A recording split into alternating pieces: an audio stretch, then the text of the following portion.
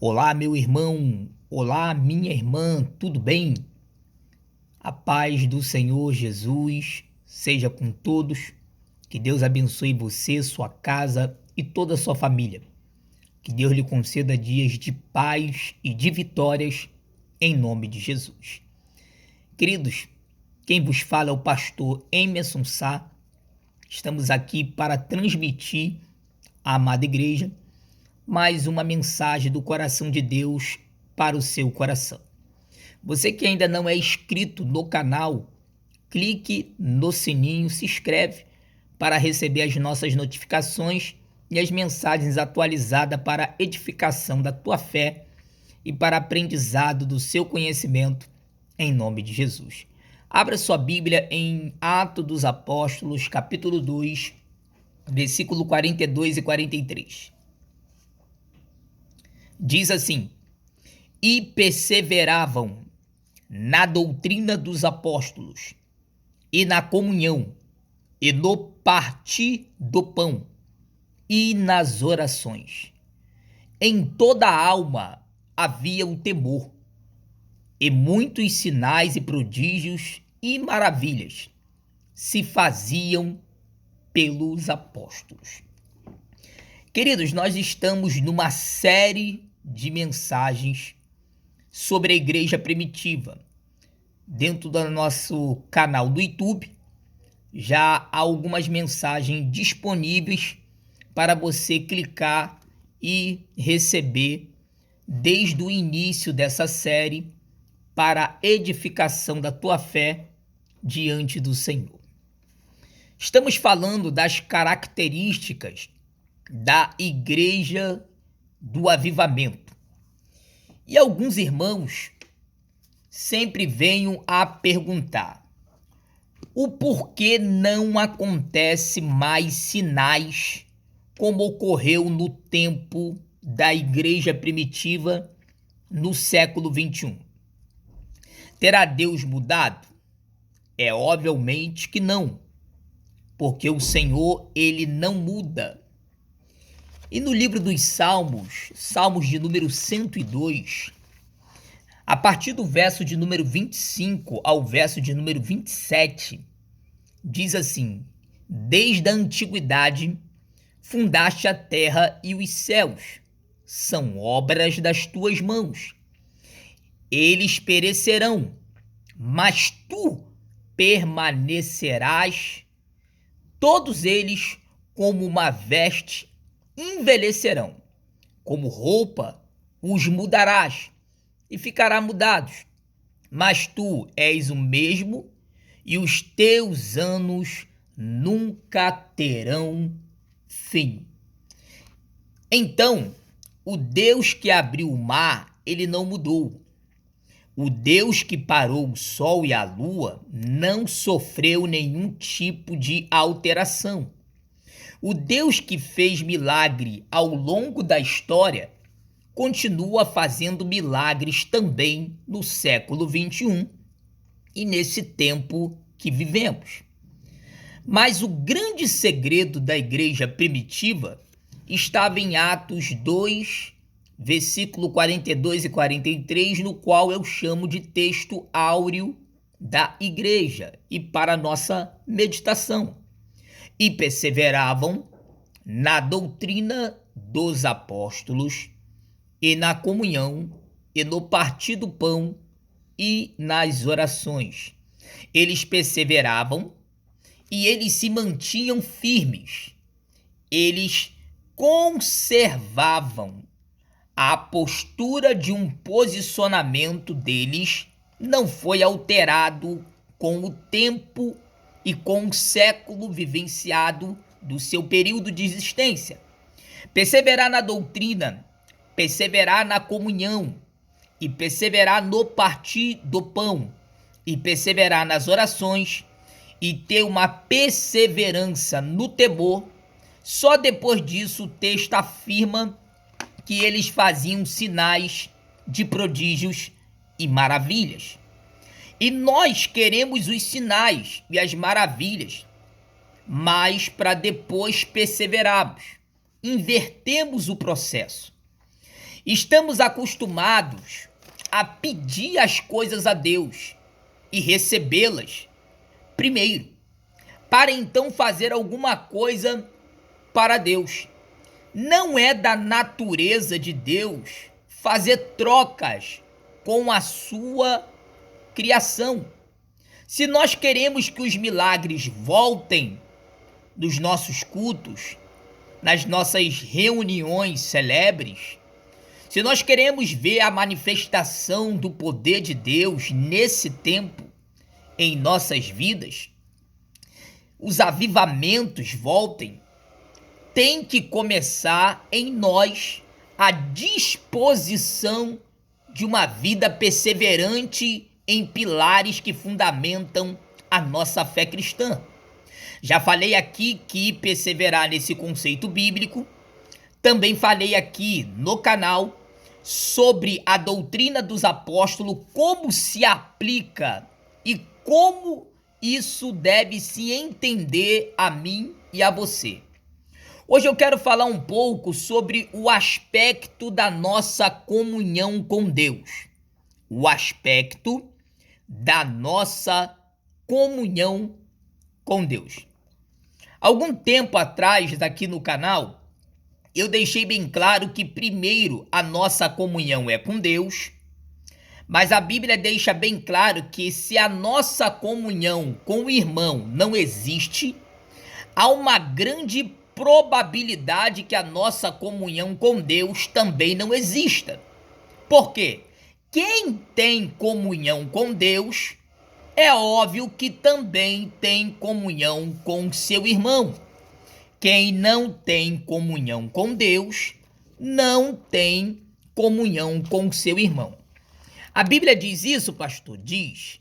Primeira epístola do apóstolo João, no capítulo 1, no versículo de número 7, a Bíblia diz assim, queridos, para a nossa breve meditação: mas se andarmos na luz, como ele na luz está, temos comunhão uns com os outros, e o sangue de Jesus Cristo, seu Filho, nos purifica de todo o pecado. O conceito de comunhão está relacionado a participar, a compartilhar. Comunhão é participação, é algo comum. Não há comunhão sem participação. Comunhão para a igreja primitiva era a experiência da aliança espiritual, que nos mantém vinculados uns aos outros. Nós temos uma aliança em Cristo que nos torna um no Senhor. E no versículo de número 3, da primeira epístola do apóstolo João, no capítulo de número 1 ainda da narrativa do texto, ele diz assim: o que vimos e ouvimos, isso nos anunciamos, para que também tenhas comunhão conosco, e a nossa comunhão com o Pai é com o Filho Jesus Cristo. Diz que primeiro a nossa comunhão é com Deus e depois a nossa comunhão é com o irmão. E quais são os aspectos dessa comunhão com o Pai? Quando Deus criou o homem, lá no livro da criação, dos Pentateuco, lá no livro do Gênesis, a partir do capítulo 1, ele deixa bem claro que o interesse de estabelecer com esse homem ou essa criatura um relacionamento de comunhão. Isso está claro em algumas expressões de Moisés, desde o princípio do livro do Gênesis, no capítulo de número 1, versículo de número 26, que diz assim a palavra do nosso Deus. E disse Deus: façamos o homem a nossa imagem e conforme a nossa semelhança, e domine sobre os peixes do mar, sobre as aves do céu, sobre o gado, sobre toda a terra e sobre todos os répteis que se movem sobre a terra. Façamos o homem a nossa imagem conforme a nossa semelhança. Deus está revelando que ele estava criando um ser do qual ele se comunicaria. porque nesse homem ele estabeleceu a sua imagem e a sua semelhança. Isso já é dentro do aspecto chamado comunhão. Em Gênesis capítulo 2, versículo 7, o Senhor disse assim: E formou o Senhor, Deus o homem, do pó da terra, e soprou em seus narizes o fôlego da vida, e o homem foi feito alma vivente. E o Senhor formou o homem do pó da terra, e soprou nas suas narinas o fôlego de vida e o espírito de vida. Em Gênesis 3, versículo 8, quando o Senhor vem procurar Adão no jardim, depois que Adão comeu o fruto e estava escondido, a Bíblia diz que o Senhor passeava no jardim na viração do dia. A maneira que o verbo foi disponibilizado no texto indica para nós que aquela era uma prática comum. Quando o primeiro casal peca comendo o fruto que o Senhor tinha ordenado que não comesse, a Bíblia diz que eles foram expulsos do jardim. E uma vez expulso do jardim, uma espada flamejante é posta em torno da árvore. E os querubins são estabelecidos para guardar o caminho que dava acesso à árvore da vida. A comunhão foi rompida. E o interessante é que quando o Senhor reclama da situação do mundo antes do dilúvio, em Gênesis capítulo 6, versículo 3, a Bíblia diz que o meu espírito não contenderá para sempre com o homem. Isso é fala do Senhor Deus, o Ravé, o Adonai, o Todo-Poderoso. E ele decide exterminar a raça humana numa expensão para extermínio. E ele encontra Noé, um homem que andava com Deus. E o Senhor decide salvar Noé e toda a sua família. Mas você encontra mais uma vez que a relação está trincada entre Deus e a humanidade. Quando ele dá a Moisés a planta do tabernáculo, quando ele dá a Moisés as características da planta do tabernáculo, ele diz a Moisés: entre no lugar santo e o lugar santo dos santos se colocaria um véu. E haveria ali uma separação que o povo congregaria diante do Senhor. O povo judeu e os sacerdotes e levitas ficavam no átrio, no lugar mais reservado do Santo dos Santos. E se fosse a gente no dia de hoje, ia para uma distância ainda a mais do átrio do gentil. Ou se fosse mulher, um pouco mais distante do átrio das mulheres. Só quem entrava no lugar santo dos santos uma vez ao ano era o sumo sacerdote, porque a comunhão estava rompida. Em Isaías, capítulo 59, se não me falha a memória, versículo de número 2, diz assim a palavra do nosso Deus. Diz assim: mas as vossas iniquidades faz divisão entre vós e o vosso Deus, e os vossos pecados encobrem o seu rosto de vós, para que vós não ouçam. Diz o profeta maior, o profeta Isaías. Os vossos pecados faz a separação entre vós e o vosso Deus. Então, quando Jesus morre na cruz, o seu brado de está consumado faz o véu do templo se rasgar.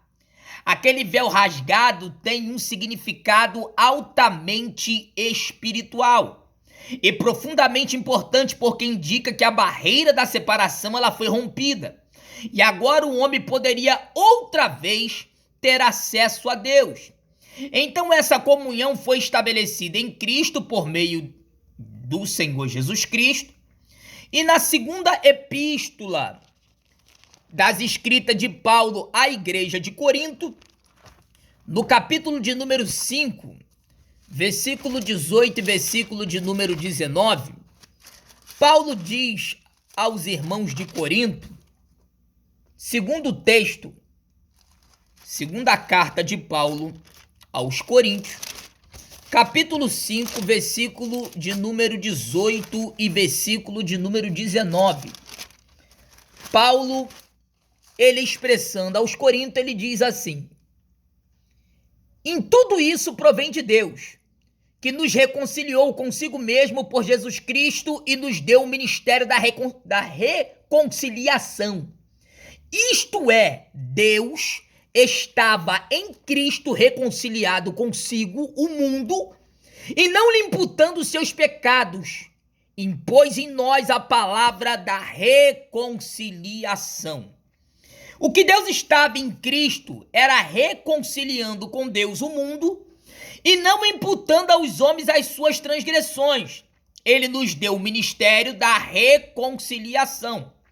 Agora, quais são os aspectos que envolvem essa nossa comunhão com Deus? Porque essa igreja, na comunhão, ela perseverava. Ela toma um posicionamento que eu chamo de posicionamento radical. Então, ela é uma igreja que tem uma perseverança na comunhão. E se a comunhão com o irmão é um reflexo da comunhão com Deus, nós precisamos pensar como vai a nossa comunhão com Ele. Sabe, irmãos, quando fala de comunhão com Deus, eu preciso admirar os homens da Bíblia. Exemplo, e andou Enoque com Deus, e não se viu mais, porquanto Deus tomou para si. Deus leva Enoque vivo transladado ao céu. O corpo de Enoque não tem contato com a terra. O corpo de Enoque é transladado fisicamente e materialmente até o alto céu. A Bíblia diz que Abraão era amigo de Deus. A Bíblia diz que o Senhor falava com Moisés face a face, boca a boca ou tete a tete. Nós precisamos muito entender que essa comunhão com Deus, no nosso tempo, não é impossível. O Espírito Santo não habitava neles, mas habita em nós. Essa comunhão com eles era casual. E essa comunhão com Deus nossa é permanente. O Espírito Santo está habitando nesse momento dentro do crente permanentemente. O Espírito Santo está dentro de mim. O Espírito Santo está dentro de você. O Espírito Santo, ele está habitando como morada celeste dentro da minha vida e dentro da sua vida. A questão é que por alguma razão não entendemos o tamanho do privilégio que recebemos da parte de Deus pelo ministério da reconciliação. E quem não compreende dos privilégios recebidos não desfruta das bênçãos que vêm com ele sobre a nossa vida. O primeiro aspecto da nossa comunhão com Deus é o que envolve a nossa comunhão com Deus, envolve a confiança. Não dá para ter comunhão com Deus sem confiança. Não dá para ter um relacionamento com Deus sem ter um relacionamento de confiança com o nosso Criador. A grande questão é que quem confia em Deus desafia algo em nossa natureza que a gente não gosta. Nós gostamos de ter o controle, nós gostamos de ter o poder, e a confiança em Deus te torna a tomar o controle e revelar que você não tem poder, porque o poder pertence a Deus. Quem confia em Deus, entrega. Quem confia em Deus, não desconfia. Quem confia em Deus, permanece crendo, fiel ao Senhor. No Salmos de número 37, versículo de número 5, o salmista revela para nós, no seu cântico, assim: entrega o teu caminho ao Senhor, confia nele, e o mais ele fará. Na primeira carta do apóstolo Pedro, no capítulo de número 5, versículo de número 7, o apóstolo Pedro diz assim à amada igreja: lançando sobre ele toda a vossa ansiedade, porque ele tem cuidado de ti. Deus cuida de você no seu deitar, no seu levantar. Deus cuida de você na sua entrada, na sua saída. Deus tem cuidado da sua casa, da sua família, da sua saúde, da vida dos seus filhos, das suas finanças. Deus tem cuidado dos seus.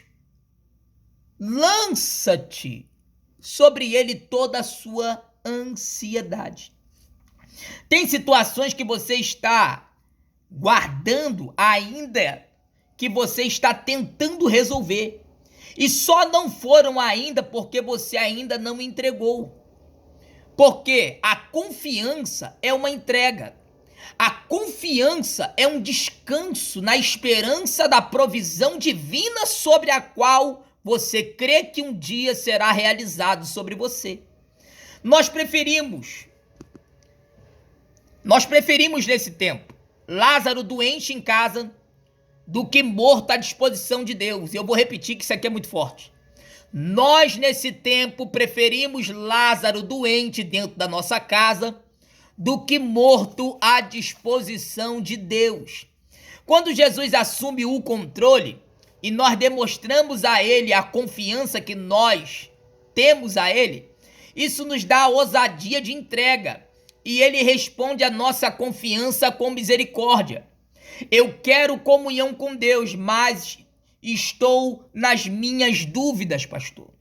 Deus é soberano e tem o controle de todas as coisas. Deus manda no céu, Deus manda na terra, Deus manda no mar, Deus manda nas estrelas, Deus manda no sol. A Bíblia diz que ainda antes que houvesse dia, ele já era o Senhor.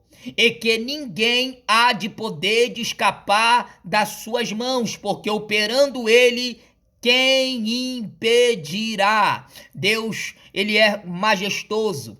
Deus, ele é soberano, ele é eterno, ele é imutável, ele é Senhor. Ele é o alfa, ele é o ômega, ele é o começo, o meio e o fim. Confiança é entrega, confiança é você acreditar que ainda antes que andasse pelo vale da sombra da morte, não temeria mal algum, porque o Senhor está convosco, e a tua vara e o teu cajado te consola. Louvado seja o nome do Senhor. Então, nesse relacionamento de confiança com Deus, eu e você vamos aprender, quando nós confiamos em Deus, nós seguimos as suas orientações. Seguir a orientação de Deus politicamente é muito lindo, mas na prática não é tão romântico. Por quê? Em Gênesis capítulo 12, versículo de número 1, você vai conhecer uma passagem bastante conhecida, que é a viagem sem sentido. Qual o destino? Não sei, mas Deus mandou ir.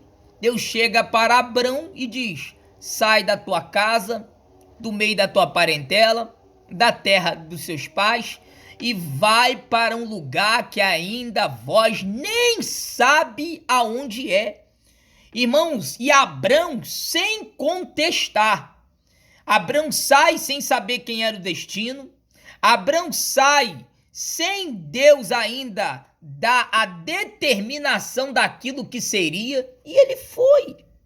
E em Lucas capítulo 9, versículo 23, ele diz aqui: se alguém quiser vir após a mim, negue-se os seus princípios, negue-se a sua vontade, tome a sua cruz e me siga. Então escute uma coisa que com muito carinho eu vou falar para você.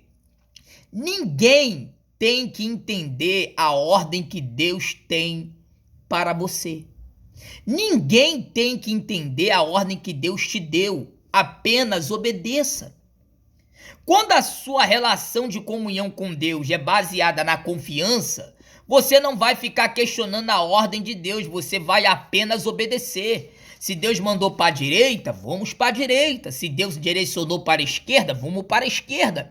Se o objetivo é orar, vamos orar. Se o objetivo é buscar ao Senhor, vamos adorar e buscar de uma forma mais eloquente. Então nós precisamos ter confiança. Quem confia em Deus, crê no que Ele já disse.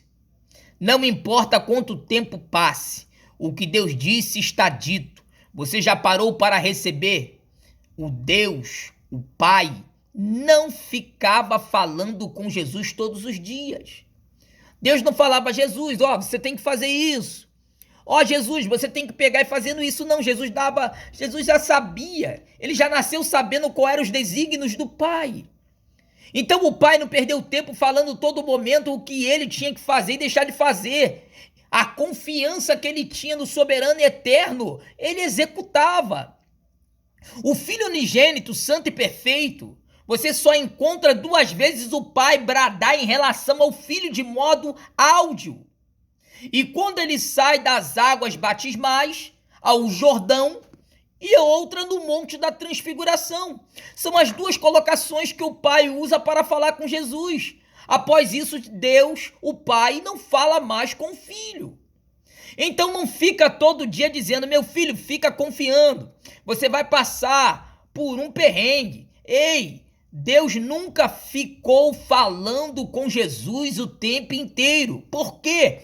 Porque quem tem relação de comunhão com Deus não precisa ficar pendurado em promessas que tem que ser repetida todos os dias. Se Deus falou que você e sua casa e sua família será salva, creia e busque sobre isso. Se Deus falou que as promessas dele vêm sobre você, acredite nas promessas que Deus enviou para você. Se Deus falou que você é um bálsamo de Gileade e que se tornará um grande pregador da palavra, creia e busque, se aperfeiçoe, se prepare, fique na brecha, porque a promessa de Deus está de pé sobre a sua vida. O que Deus falou está dito. Ele é fiel e ele vai cumprir. E ele diz: eu velo sobre a minha palavra para fazê-la cumprir.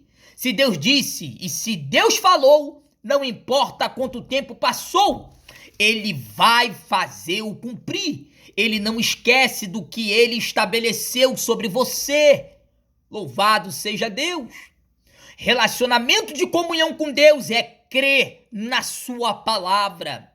Mateus capítulo 14, na narrativa do texto, Pedro diz: Senhor, se é tu mesmo, manda que eu vá ter contigo sobre as águas. Aí Jesus diz: vem, pode vir.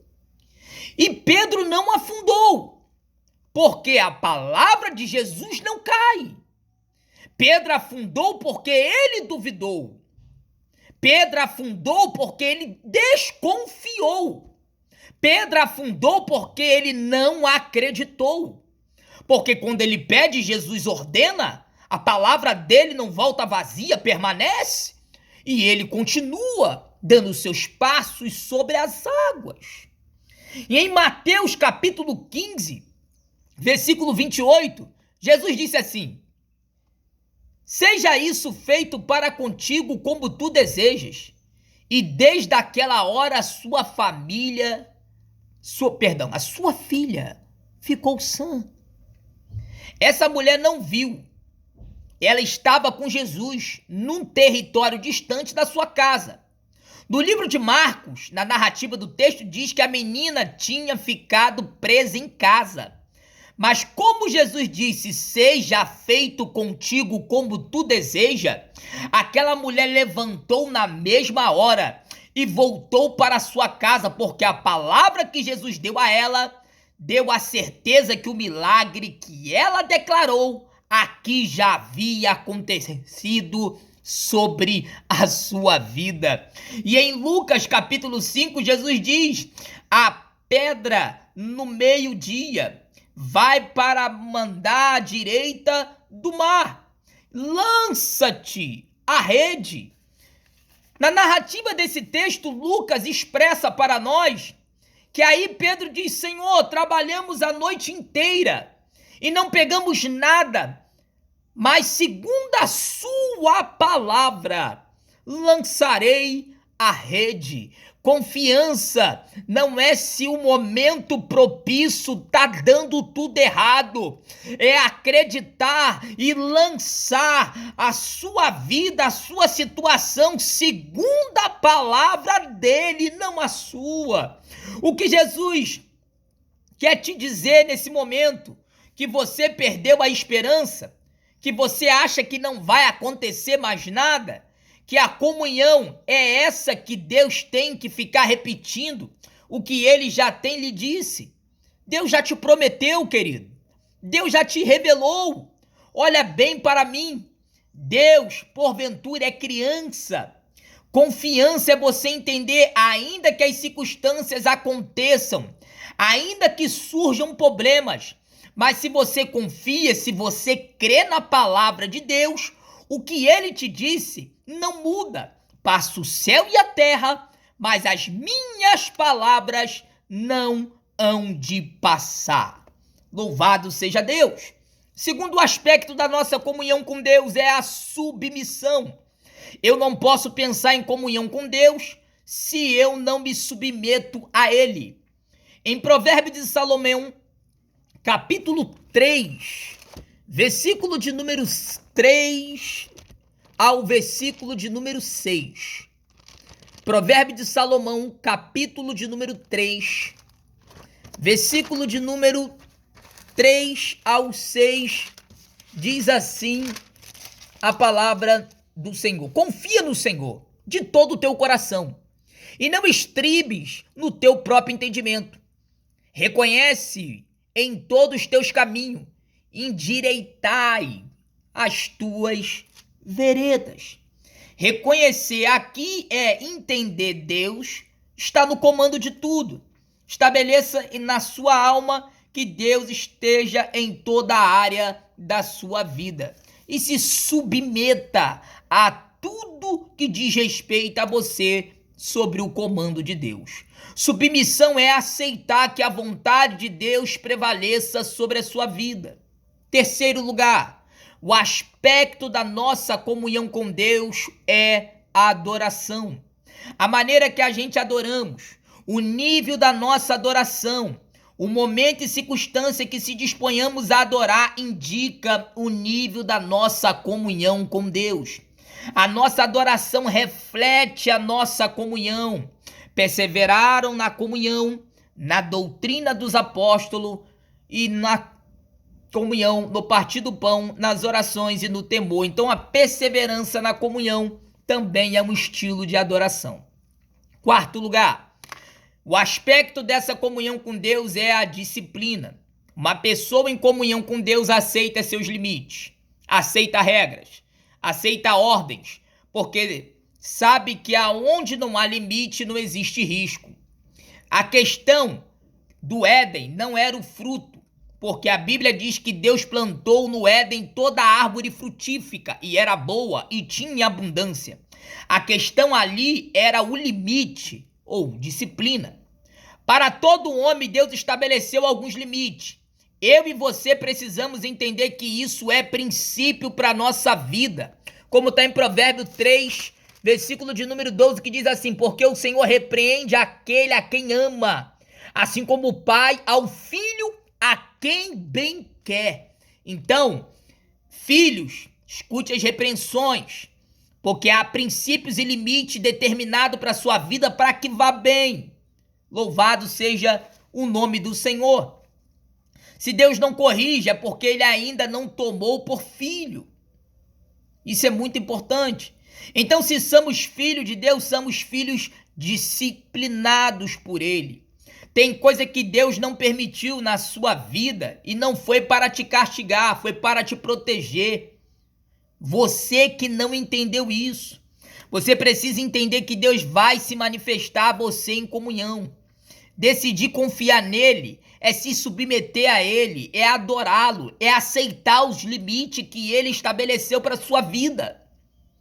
Que esta palavra mude o princípio do seu raciocínio. Que essa palavra vá e flua o resultado. Que essa palavra seja como esterco plantado em terra fértil e dê o fruto na estação própria, no limite próprio e no tempo propício para a sua vida. Que Deus abençoe você, sua casa e sua família, seu ministério. Não deixe de compartilhar, não deixe de levar essa palavra àqueles que ainda precisam compreender o aspecto da nossa comunhão com Deus. Que Deus abençoe a todos. Até a próxima, em nome de Jesus.